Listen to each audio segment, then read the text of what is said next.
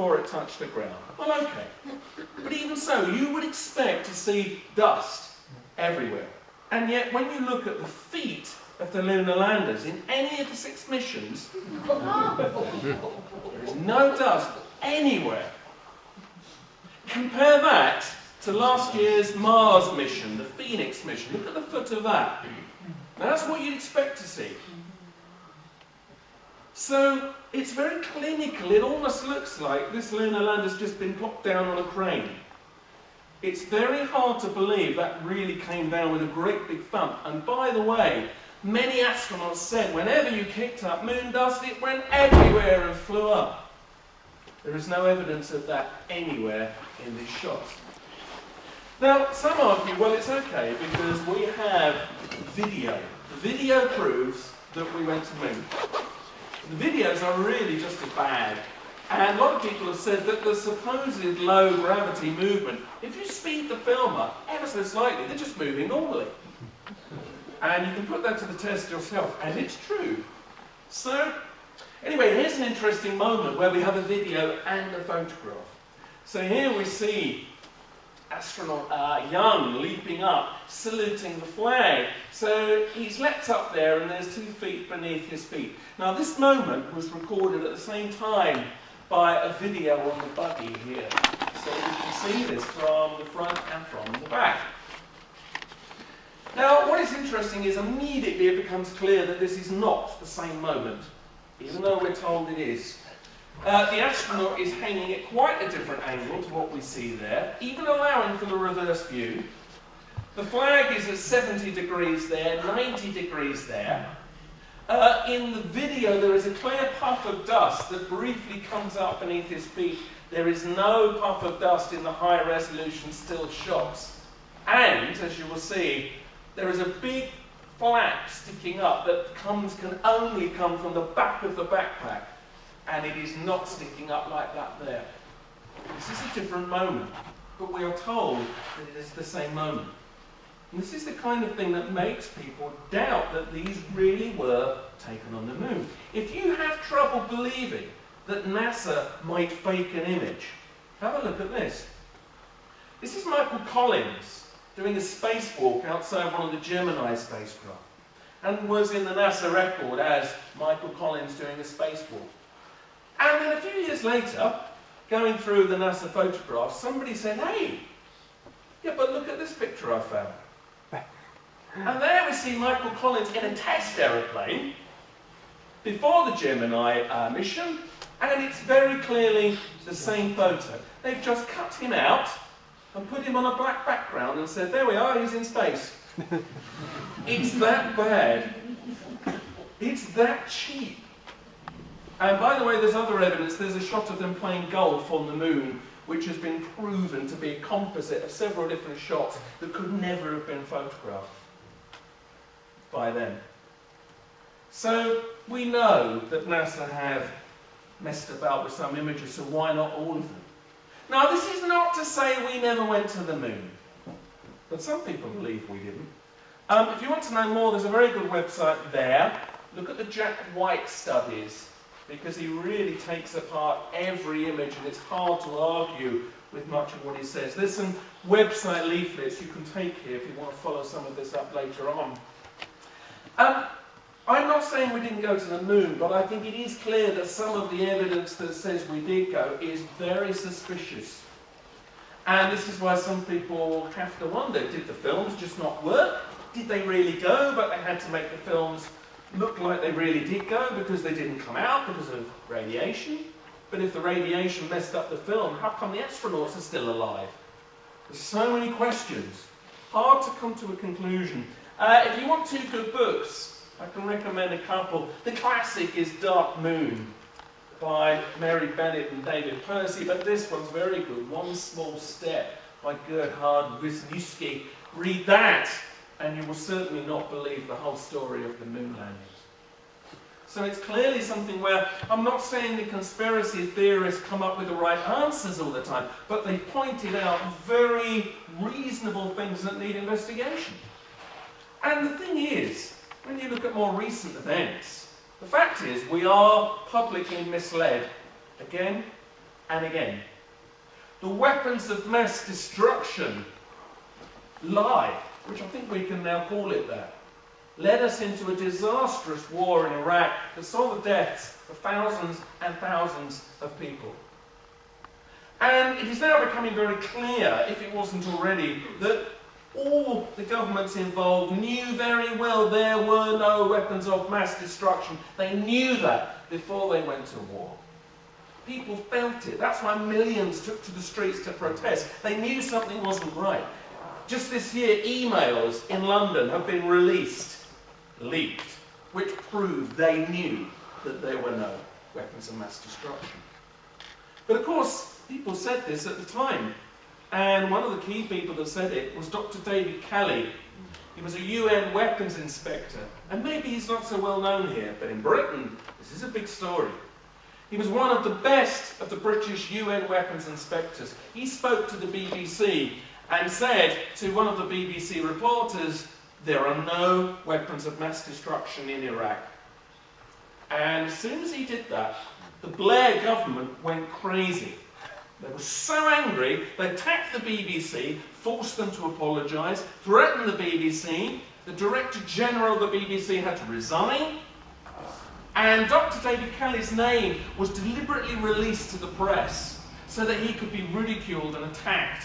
And the Blair government described Dr. David Kelly, who only the week before had been one of their top men, they described him as a fantasist, a liar. That was totally unfair. And some of you may well know what then happened, which was that a few weeks later David Kelly was found dead in the woods near where he lived. And what was interesting about that was, rather like Princess Diana, but that's another story, David Kelly had said to a friend just a few weeks before, if it goes on like this, I'm going to be found dead in the woods. He didn't mean suicide. And yet, we were told it was suicide.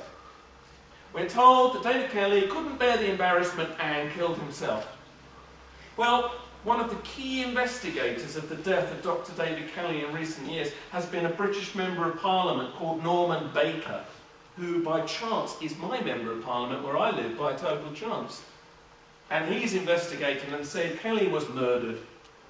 The wounds in his wrist couldn't have killed him. The drugs he took couldn't have killed him. He wasn't suicidal. Basically, somebody needed to shut him up and quickly. And you know the rest, because you know what happened in Iraq, and you know there were no weapons of mass destruction, and you also know that it suited, particularly Britain and America, that we had a foothold over there. So we know in our heart of hearts the truth is not told to us about the way the world is. Now, of course, the war in Iraq, and of course, the disastrous situation in Afghanistan, need I say more, began with the war on terror. And the war on terror began with 9/11. And 9/11 has been the target of some of the most overt conspiracy theories we have had in recent times. And they are conspiracy theories that demand some addressing, because there are so many anomalies, so many difficulties with the official story of 9/11 that we cannot possibly have been told the truth about it. You know the official story. Al-Qaeda crashed aeroplanes into various buildings, killed lots of people. That is hard to sustain as the whole truth when you begin to look at exactly what occurred. And it very quickly was pointed out by certain people, hang on, this doesn't make sense. For a number of reasons, but here are a few key reasons for those that don't already know. One of the big reasons was, how do you get a Boeing 757 into a hole around 20 feet at its main entry point in the Pentagon? This is something that worried a lot of people. Here we see the Pentagon shortly after it was struck. There's the main entry. The main hole's 20 feet. There's a bit of minor damage either side. There is no evidence of bits of an aeroplane anywhere. These are cable spools that were already there, by the way. And if you look at the size of the 757, it's quite big. And the hole is quite small. The official story is that the plane came in at such a speed that it vaporised, that it melted away. We are expected to believe that. It's quite amazing. Now, that's amazing because it wasn't the only one to vaporise that day, but we'll come to that. A tail of a 757 alone is 43 foot in height. If you look at the initial shots before the wall fell in, before that happened, it stood up for a while, and to believe that something 43 foot high only created that is really, really tricky to accept. Those who were in the Pentagon said there were no aeroplane seats, there was only a little debris, there was no evidence of lots of bodies everywhere. And when those have analysed, people have analysed the photos of the debris, the very little bits of aeroplane debris that you see do not match a 757. They're far too small. And in fact, the closest match people are finding is to what's called an A3 Sky Warrior, which is a slightly obscure fighter aeroplane. Others say what struck the Pentagon was a missile, but whatever hit it, it was not a plane this size. And there are so many things wrong with the whole Pentagon strike. Even the way the plane came into the building is wrong on every level for a 757. Here is the trajectory that it took. It went out of its way to perform an extraordinary acrobatic manoeuvre, never before achieved, by the way, in a 757 ever, to hit the one part of the Pentagon that was under renovation at the time and didn't have many people in it. Almost as if somebody wanted some deaths, but not too many deaths. Not here. He dropped the aeroplane, whoever the mysterious he was, 7,000 feet in less than 2 minutes. An unheard of feat of aerial acrobatics. Turning the plane with the tightest curve ever known, when in fact all he had to do was just plough straight into the top and cause maximum damage with a great big target below him. We are told that at the helm of that 757 was this gentleman here, Hani Hanjour, an Al-Qaeda terrorist, who even the flight school that unknowingly trained him said could not handle a light aircraft. And yet on 9/11 he managed to do this. None of it adds up. And there's far more anomalies to this than we have any time to go into today. I'm stripping this down to the absolute basics. What about the towers? You know the story. The impacts and the subsequent fires weakened the structure, it pancaked down, and the buildings collapsed. But so many physicists, architects, and engineers are challenging that. They say the way those buildings fell could only have occurred with the addition of another explosive force inside those buildings. Because buildings do not collapse at free fall speed. In other words, the fastest anything can go in normal conditions. That can only occur if something is taking out the infrastructure of the building below the collapse, so that the collapse continues with no unevenness or with no laws of physics gradually stopping the collapse. I urge you to look at the website Architects and Engineers for 9/11 Truth, and you will see them demonstrate the physical impossibility that they could collapse like this unless explosives have been placed in the building. Now that's a big claim, because that means that somebody must have placed those explosives in there. How could Al-Qaeda have managed to have done that without somebody noticing? It implies somebody on the inside helped that occur. The evidence for explosives is persuasive. First of all, there's very good footage clearly showing what looked like great big explosions far below the collapse level. Some of them are right down the bottom when the collapse is still up here.